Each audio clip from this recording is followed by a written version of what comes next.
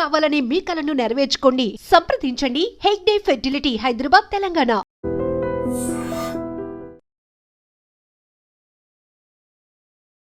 అందరికీ నమస్కారం. నేను Swaroopa Potlapalli. Welcome to trending topic.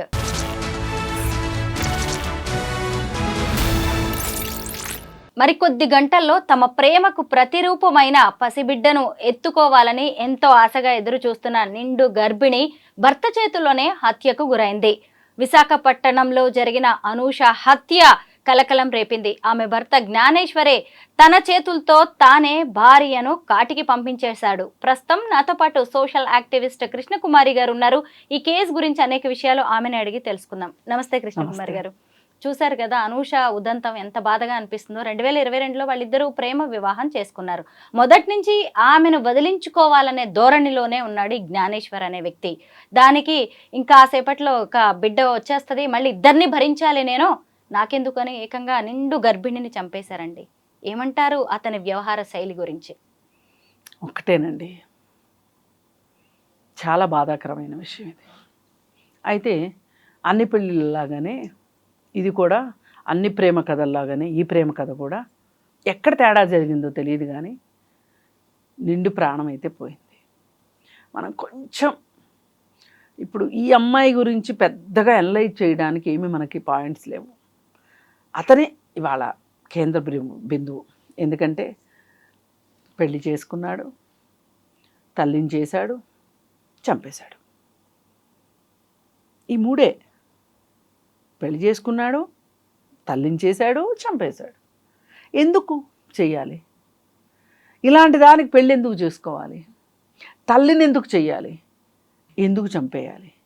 అంతగా అనుకుంటే నువ్వు ఆమెను వదిలిపెట్టి వెళ్ళిపోయావు అనుకో, నీకేదో జ్ఞానోదయం అయ్యి ఈ భావబంధాలన్నీ నాకు ఎందుకులే అని గౌతమ్ బుద్ధుడిలాగా నడుచుకుంటూ వెళ్ళిపోయావు అనుకోండి, జేబులో చేతులు పెట్టుకుని, ఎవరు ఆపుతారు చెప్పండి? నీకు జీవితం నచ్చకపోతే జీవితంలోంచి వెళ్ళే హక్కు నీకుంది, వెళ్ళిపో. కానీ ఇంకొకరిని చంపి జీవితంలోంచి పక్కకి వెళ్ళాలనుకోవటం. అలా వెళ్ళిపోదామని కూడా నటించాడు. నాకు క్యాన్సర్ వచ్చింది, నువ్వు వేరే పెళ్లి చేసుకో, వేరే జీవితం బాగుంటుంది. అసలు ఈ పెళ్లి అనుకున్నప్పటి నుంచి ఆద్యంతము అనుమానాలేనండి. పెళ్లి చేసుకున్నప్పటి నుంచి ఈ చంపే వరకు మధ్యలో కథ మొత్తం ఇది ఒక సినిమా కథకి తక్కువ, సీరియల్కి ఎక్కువ.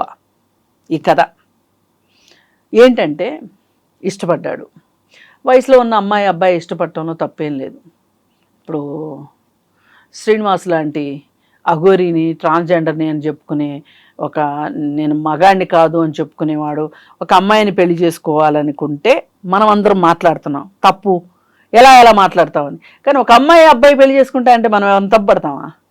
ఎవరు తప్పు పట్టరు కదా, సమాజం కూడా తప్పు పట్టదు కదా, కుటుంబ సభ్యులు కూడా తప్పు పట్టరు కదా.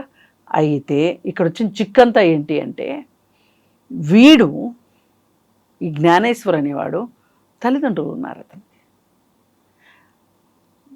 తల్లిదండ్రులకు చెప్పకుండా పెళ్లి చేసుకున్నప్పుడు వీళ్ళు ఎందుకు అనుమానించలా? అసలు వీడు ఒక బాధ్యత గల మనిషి అనుకుంటే, పౌరుడు అనట్లా, నేను ఇంకా అంత దూరం వెళ్ళట్లా, బాధ్యత గల మనిషి అనుకుంటే కని పెంచిన తల్లిదండ్రులకి కనీసం ఇన్ఫర్మేషన్ ఇవ్వాలి అనే జ్ఞానం కూడా లేని పశువు మీ అమ్మాయిని పెళ్లి చేసుకుంటున్నాడంటే మీరు ఎలా ఒప్పుకున్నారు? వాళ్ళని వదిలేసినట్టే ఈ అమ్మాయిని వదిలేయడని మీరు ఎందుకు అనుకోలేదు? అనూషకి తండ్రి లేడు, తల్లికేమో కంటి చూపు కనిపించదు, ఇద్దరు ఆడపిల్లలు. ఇంకా ఇతను జ్ఞానేశ్వర్ అనే వ్యక్తి ఆమె జీవితంలోకి రావడంతోనే నమ్మేసింది ఇంత ప్రేమను చూపిస్తున్నాడు అని. కాదు, ఇప్పుడు ఆమెకు తల్లికి కళ్ళు కనిపించవు, తండ్రి లేడు, అక్కుంది, బావున్నాడు, చుట్టాలున్నారు, అమ్మమ్మ ఉంది, వీళ్ళందరూ పెళ్ళికి వచ్చారుగా. వీళ్ళందరూ బుర్రలు ఏమైనాయి? అదే మీ అమ్మాయిని ఎవరన్నా తీసుకెళ్ళిపోయి మీ ఇన్ఫర్మేషన్ లేకుండా తీసుకెళ్ళిపోయి పచ్చిగా మాట్లాడంటే లేపుకెళ్ళిపోయి పెళ్లి చేసుకుని మీరు ఊరుకుంటారా? మీరందరూ కలిసి వాడిని లేపుకొచ్చారు. ఇప్పుడు జ్ఞానేశ్వర్ అనేవాడిని. మీ జ్ఞానం పనిచేయాలి కదా బాబు. నీ తల్లిదండ్రులు ఎవరు? నీ తల్లిదండ్రులకు నువ్వు ఎందుకు చెప్పవు? నీ తల్లిదండ్రులు ఒప్పించకపోతే మేము మా అమ్మాయిని ఇవ్వం. ఈ అమ్మాయికి కూడా ఉండాలి ఆ బాధ, ఆ బుద్ధి ఉండాలి ఈ అమ్మాయికి కూడా. చనిపోయింది కదా అని చనిపోయిన వాళ్ళు కళ్ళు చారుడని నేను ఎప్పుడు అనను. చనిపోయినా చనిపోకపోయినా కళ్ళు చారుడైతే చారుడే ఉంటాయి, చిన్నవి అయితే చిన్నయే ఉంటాయి. ఆ అమ్మాయికి ఎందుకు రాలా ఆలోచన?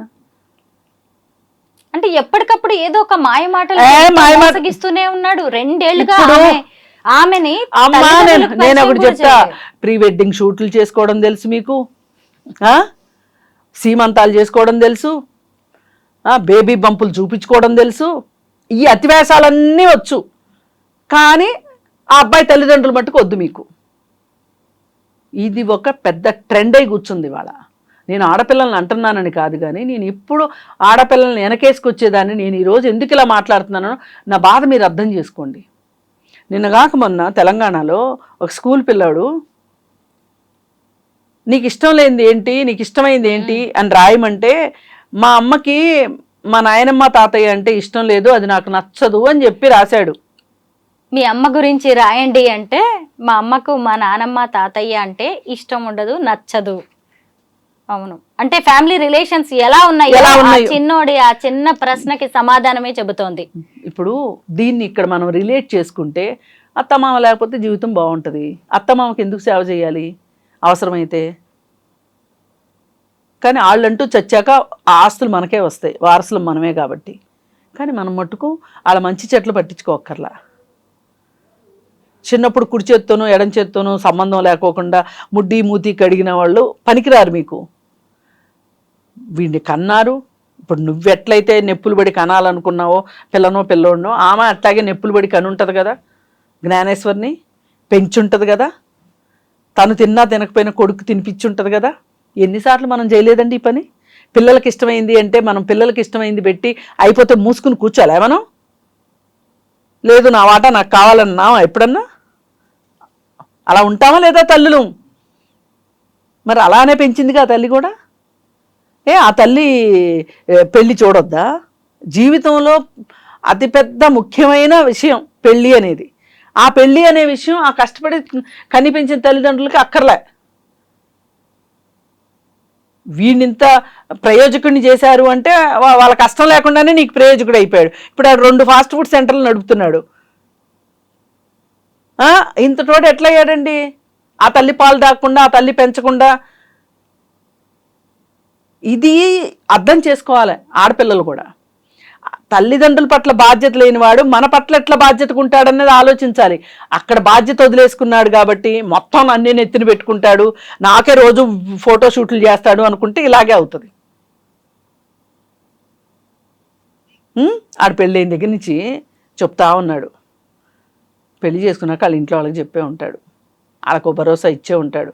అది నా ప్రాణం తినేసింది, పెళ్లి చేసుకో పెళ్లి చేసుకో పెళ్లి చేసుకో అని. తప్పనిసరి చేసుకున్నానమ్మా, దాన్ని వదిలిచ్చేసుకుంటాను, మీకు ఎందుకు, నేను మళ్ళీ వస్తాను మీ దగ్గరికే, దాన్ని వదిలించుకుని అప్పుడు నాకు మళ్ళీ పెళ్లి చేద్దురు కానీ తల్లిదండ్రులకు చెప్పే ఉంటాడు. రిలేషన్ ఉంటే గనక, రిలేషన్ ఉంటే ఒక రకంగా ఆలోచించాలి వీడి గురించి, రిలేషన్ లేకపోతే ఒక రకంగా ఆలోచించాలి. రిలేషన్ లేదు వాళ్ళతోటి తెంచేసుకున్నాడు అంటే, తల్లిదండ్రులనే తెంచేసుకోగలిగిన వాడు భార్యని తెంచేసుకోవడం ఎంతసేపు? జ్ఞానేశ్వర్ అనే వ్యక్తి ఎంత సైకోనో చూడండి. రేపు పొద్దున తెల్లవారితే డెలివరీ అంటే కాసేపట్లో తమ బిడ్డని ఎత్తుకుంటారు. ఈ మధ్యలో వేసిన డాన్సులు ఏంటి? నాకు క్యాన్సర్ అని చెప్పటం, నాకు క్యాన్సర్ కాబట్టి అంటే ఎన్ని స్క్రిప్టు ఎట్టగొట్ట ఈ అమ్మాయిని వదిలించుకుని వెళ్ళిపోవాలి. ముచ్చట తీరిపోయింది, పెళ్లి చేసుకున్నాడు, కొన్ని రోజులు ఉన్నాడు, హనీమూన్లు గినీమూన్లు తిరిగారు. మామూలుగా మనం ఏం చెప్తుంటామండి, ఫారిన్ వాళ్ళు 1 స్టాండ్ నైట్లు వాళ్ళు, వాళ్ళకి పెళ్ళన్నా దాంపత్యాలన్నా పిల్లలన్నా బంధాలన్నా ఇష్టం ఉండదు. వాళ్ళు ఇలాగే పెళ్లి చేసుకుంటామని చెప్పి 4 రోజులు కాపురం చేసి పారిపోతారు అని మాట్లాడు. ఈయనేమనాలి ఇప్పుడు? ఈ అమ్మాయి వదిలిపెడద్దు అనుకున్నాడు వాడు. క్యాన్సర్ అనగానే నా జీవితం నేను చూసుకుంటాను అనుకుంటుంది అనుకున్నాడు. అక్కడ పప్పులు ఉడకలా. విడాకులు ఇచ్చే అన్నాడు. అసలు విడాకులు ఇచ్చేయని అడగటం వీడే ఇవ్వచ్చుగా విడాకులు. ఒక మనిషిని చంపితేనే నేను ఫ్రీ అయిపోతాను అనుకోవడం స్వతంత్రుని అయిపోతాను అనుకోవటం ఎంత మానసిక దౌర్బల్యం ఇది అసలు. ఈ అమ్మాయికి అనుమానం రాలేదు కానీ అర్థం చేసుకోలేదు కానీ వాడు పెద్ద సైకో. 2 హత్యలు చేశాడు ఇప్పుడు. అయితే ఈమెమనుకుందంటే ఈ ప్రీ వెడ్డింగ్ షూట్లు, ఈ సీమంతాల షూట్లు, బేబీ బంపులు, ఈ భ్రమల్లో ఉంది. అంతేగాని అసలు వాడి అంతరంగం ఏంటి కనిపెట్టాలనే ఆలోచన రాలా. ఇప్పుడు ఎవరైతే ఉన్నారో యూత్ మిస్ అవుతున్నదే అది జీవితంలో. ఆ మిస్సింగ్ పార్టీ ఇక్కడ కనిపించింది. ఏది ఏమైనప్పటికీ కూడా ఇప్పటికైనా ఆ తల్లిదండ్రులు ఎవరో బయటికి రావాలి. ఏం చేస్తారులే కానీ వచ్చి పాపం వాళ్ళు ఊహించారు కదా ఇలా చంపేస్తాడు అని చెప్పి. ఏ తల్లిదండ్రులు కోరుకోరు, కానీ కూడా ఊహించరు. ఇప్పుడు పెళ్ళి అంటే 2 మనసులు కలవటం కాదు, 2 కుటుంబాలు కలవటం కూడా అని మనం ఎన్నో సినిమాల్లో విన్నాం ఇలాంటి డైలాగులు. కనీసం ఎప్పుడన్నా గుర్తురావా ఇలాంటివి? అంటే కేవలం మనకి షూట్లే గుర్తొస్తాయా, హనీమూన్లే గుర్తొస్తాయా, డ్యూయెట్లు పాడుకోవడమే గుర్తొస్తుందా? వీళ్ళు జీవితాల్లో నిజంగా జీవించట్లేదండి, నటిస్తున్నారు. దాని ఫలితం ఇలా జరిగింది. ఏది ఏమైనప్పటికీ కూడా అతనికి ఎన్నో ఆప్షన్స్ ఉన్నాయి, ఈ అమ్మాయికి కూడా ఎన్నో ఆప్షన్స్ ఉన్నాయి. ఈ ఆప్షన్స్ ఉపయోగించుకోకుండా ఆ అమ్మాయి జీవితం అర్ధాంతరంగా ముగిసిపోవటం, వాడు వెళ్ళి జైల్లో కూర్చోవటం జరిగింది. కానీ ఏ జీవితాలకైనా ఇది మట్టుకు ముగింపు కాదండి. ముగింపులు బ్రహ్మాండమైన ముగింపులు ఉంటాయి. ఒక కామ పెట్టుకోవచ్చు, లేదా ఒక ఫుల్ స్టాప్ పెట్టుకోవచ్చు, మళ్ళీ పేరా మార్చి కొత్త జీవితంలోకి అడుగు పెట్టచ్చు. తప్పే ఉంది? వాడంత దుర్మార్గుడైనప్పుడు నీ జీవితాన్ని నువ్వు చూసుకుంటూ తప్పే ఉందమ్మా. వాడి పులికి ఆహారంగా మారింది ఈ అమ్మాయి. అందుకే ప్రీ మ్యారిటల్ కౌన్సిలింగ్ అవసరం అని నెత్తినోరు మొత్తుకుని చెప్తున్నాం. ప్రీ మ్యారిటల్ కౌన్సిలింగ్కి వెళ్తే ఏం జరుగుతుంది, ఆ మనిషి యొక్క మనస్తత్వం ఏంటి, అతని ఇష్టాలు ఏంటి, భవిష్యత్తు పట్ల అతని అంచనాలు ఏంటి, అతను నీకు చెప్పేదే ఆలోచిస్తున్నాడా, లేకపోతే నీకు చెప్పేది ఒకటి వాడు ఆలోచించేది ఇంకొకటి ఉందా? అలాగే ఈ అమ్మాయి నాకు చెప్పేవన్నీ నిజంగా అంటే మేమిద్దరిది సంతోషకరమైన జీవితం ఉంటుందా ఉండదా అనే ఒక అంచనాకి రావడానికి ప్రీ మ్యారిటల్ కౌన్సిలింగ్ బాగా పనిచేస్తుంది. ఒక మనిషిని అసెస్ చేస్తారు. 100% సరిగ్గా చెప్పలేకపోవచ్చు. ఇప్పుడు మనం ఇవన్నీ మాట్లాడుతున్నామండి, 100% మనకు తెలుసా? వచ్చిన వార్తలను బట్టి మాట్లాడుతున్నాం, ఎంతో కొంత అయితే వాస్తవం ఉందిగా. అందుకని ప్రీ మ్యారిటల్ కౌన్సిలింగ్ అవసరం. పైగా ఇంకొకటి, ప్రేమ పెళ్ళిళ్ళల్లో ఖచ్చితంగా ప్రీ మ్యారిటల్ కౌన్సిలింగ్ అవసరం. ఎందుకంటే పెద్దలు కుదిర్చిన పెళ్లిలో ఎంతో కొంత తల్లిదండ్రులు మన కోసం అరే మేం చేసిన పెళ్లి కదా అని బాధ్యత వహిస్తారు. అందుకోసం ఎవరైనా ప్రేమించేప్పుడు ప్రేమ గుడ్డిది కావచ్చు కానీ జీవితం గుడ్డిది మాత్రం కాదు. పెళ్ళి గుడ్డిది కాదు, ప్రేమ గుడ్డిదే. అందుకని కొంచెం కళ్ళు తెరుచుకుని ప్రీ మ్యారిటల్ కౌన్సిలింగ్కి వెళ్ళి ఒకరేంటి ఏంటి అనేది చూసుకుని పెళ్ళిళ్ళు చేసుకోండి. కనీసం బతికుండండి. సంతోషంగా బతికుంటారా లేదా వేరే విషయం కాదు, కనీసం బతికుంటారు. నిజమే. ఏది ఏమైనా ప్రేమ వివాహాలు చేసుకునే వాళ్ళకి అనూష జ్ఞానేశ్వర్ స్టోరీ అనేది ఒక పెద్ద కనువిప్పు. థ్యాంక్ యూ సో మచ్ అండి. Thank you.